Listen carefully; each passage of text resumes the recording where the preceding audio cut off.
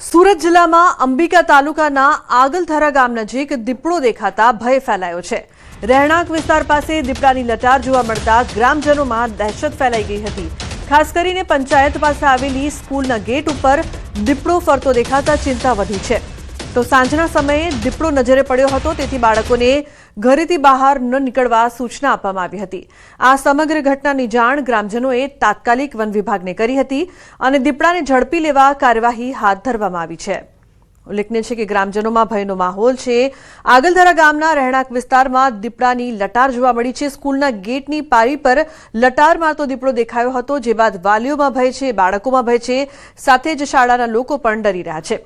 અંબિકા તાલુકામાં દીપડાની એન્ટ્રી કેતન જોડાયા છે વધુ માહિતી આપવા માટે। કેતન, શું વધુ વિગત સમગ્ર મામલે?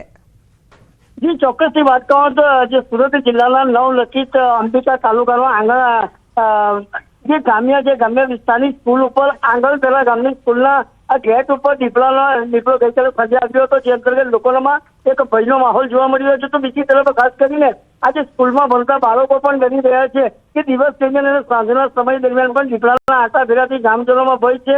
તો સાથે સાથે આજે ખેત મજૂરોમાં પણ એક ભયનો માહોલ છે, ગ્રામજનોમાં ભયનો માહોલ છે।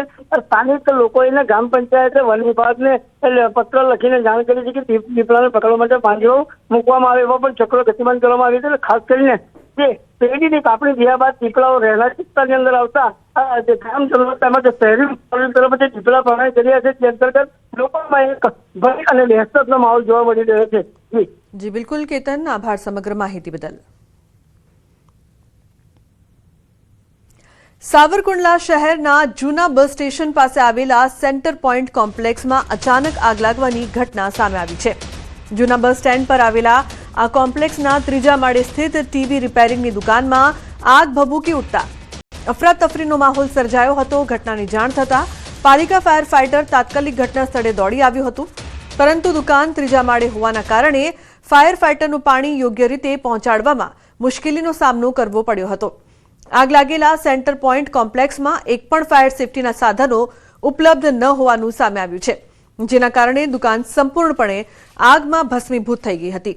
આગ અન્ય દુકાનોમાં પ્રસરે તેવી ભીતિ વચ્ચે મોટી સંખ્યામાં લોકોના ટોળા ઘટના સ્થળે ઉમટી પડ્યા હતા અને પરિસ્થિતિને કાબૂમાં લેવા માટે પ્રયાસો હાથ ધરાયા હતા।